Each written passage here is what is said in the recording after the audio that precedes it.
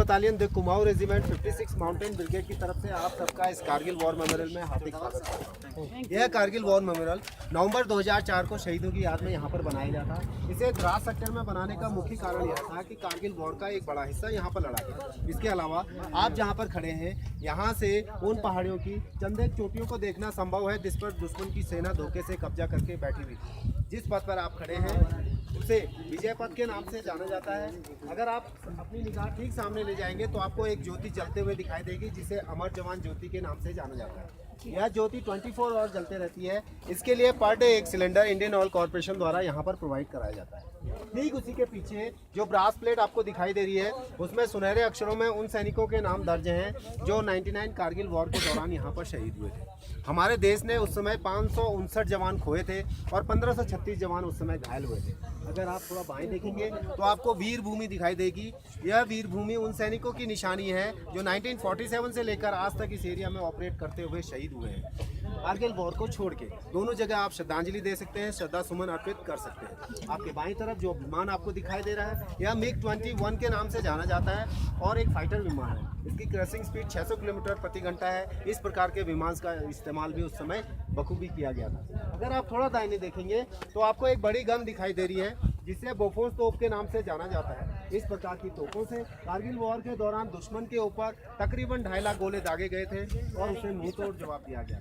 ठीक उसी के पीछे की तरफ आपको जो रेड शटर वाली बिल्डिंग दिखाई दे रही है वह मनोज पांडे गैलरी है और 3 भागों में डिवाइड है।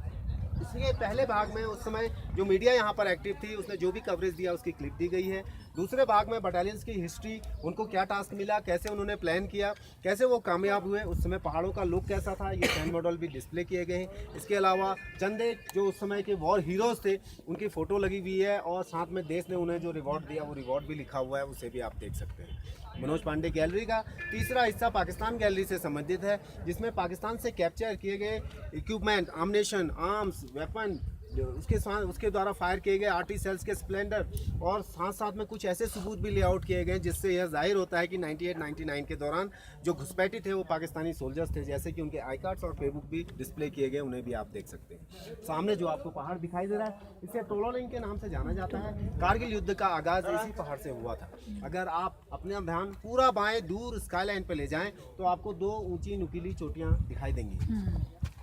दाहिने वाली नुकीली चोटी का नाम टाइगर हिल है और बाएं वाली नुकीली चोटी का नाम राइनो हॉर्न है। राइनो हॉर्न से बाईं तरफ जो बर्फ़ की रिच लाइन जाती है और लास्ट में एक टॉप सरफेस बनता है जी, उसे .4875 के नाम से जाना जाता है। कारगिल वॉर के बाद हम इसे बत्रा टॉप के नाम से भी जानते हैं क्योंकि कैप्टन विक्रम बत्रा साहब जो कि 13 जम्मू एंड कश्मीर राइफल से संबंध रखते थे, उनकी टोली ने इस पर कब्जा किया और इसी ऑपरेशन के दौरान वो वीर गति को प्राप्त हुए। उन्हें मरणोपरांत सेना के सर्वोच्च वीरता पुरस्कार परमवीर चक्र से सम्मानित किया गया था। जिस रूट से आप आए हैं इसे नेशनल हाईवे 1 डेल्टा के नाम से जाना जाता है। अभी घुसपैठ का मुख्य कारण इस प्रकार से रहा। 1972 में भारत और पाकिस्तान के बीच शिमला समझौता हुआ जिसके तहत यह एग्रीमेंट साइन हुआ कि एलसी पोस्ट में विंटर सेशन में दोनों सेनाओं को काफ़ी मुश्किलों का सामना करना पड़ता है क्योंकि ठंड के लिहाज से यह एरिया संसार में दूसरे और एशिया में पहले नंबर पर आता है। 9 जनवरी 1995 को यहाँ का मिनिमम टेम्परेचर -60 डिग्री रिकॉर्ड किया गया था। इसलिए जब इसी एग्रीमेंट के तहत विंटर 1998 में भारतीय सेना अपने एलसी पोस्ट को छोड़ के कम ऊंचाई वाले स्थानों पर आ गई तो दुश्मन इसी प्रकार 400 पीक्स पर कब्जा करके बैठ गया। दुश्मन धोखे से गुमरी से लेकर साउथ ग्लेशियर तक 150 किलोमीटर एरिया घेर चुका था। इसका परिणाम यह हुआ कि कारगिल युद्ध की शुरुआत 20 मई 1999 को हुई और 26 जुलाई 1999 तक यह युद्ध चला। अंततः हमने सभी पोस्ट पर वापस कब्जा प्राप्त किया। दुश्मन को एक बार फिर से हार का सामना करना पड़ा और मुक्की खानी पड़ी। इसलिए हर वर्ष यहाँ पर 26 जुलाई को कारगिल विजय दिवस के रूप में मनाया जाता है।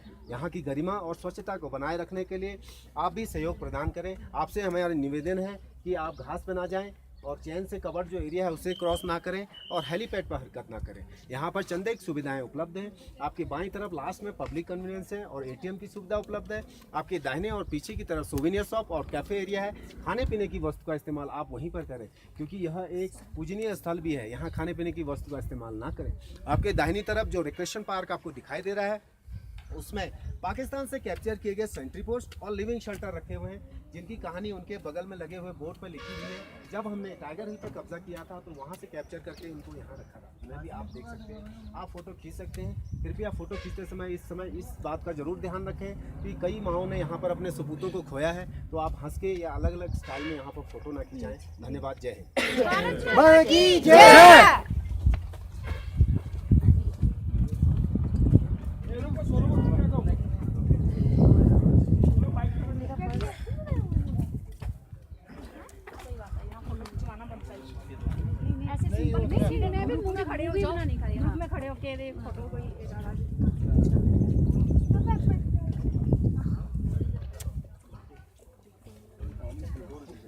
सोनू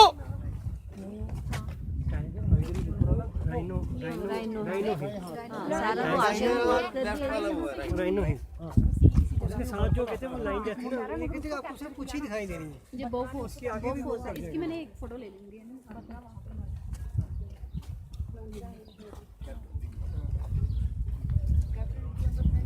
पहले इंटरव्यू है कि हाँ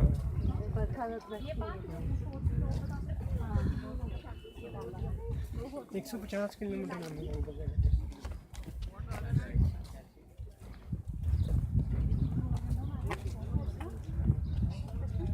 ढाई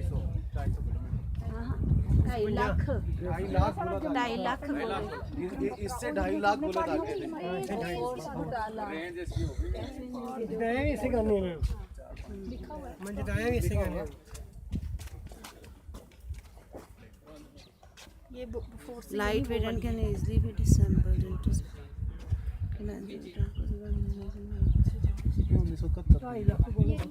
लेकिन 99 को आप इसको मोबाइल में कर लो करना उसको करूंगी मैं।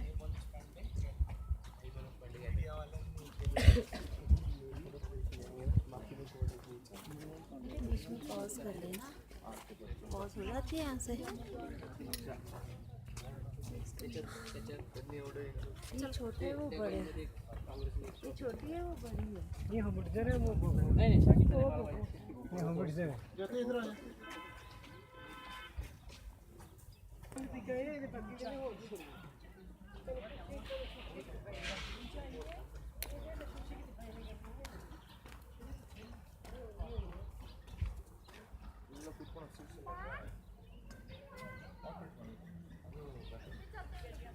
गाड़ी और से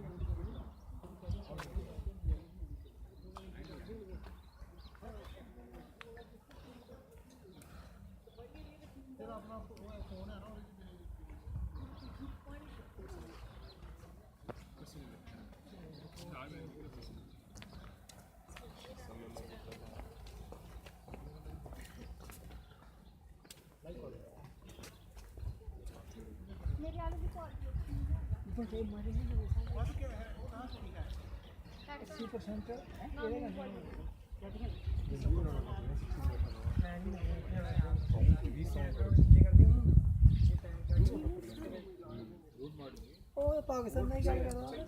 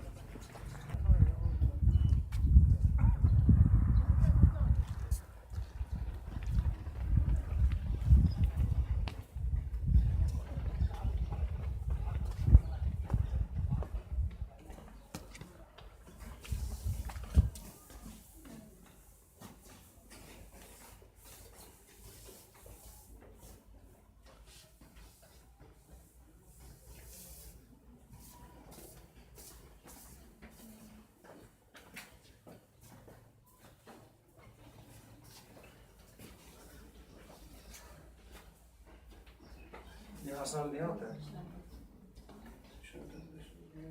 26 जुलाई को है, दिल्ली में एनजीओ छुट्टी है। हर महीने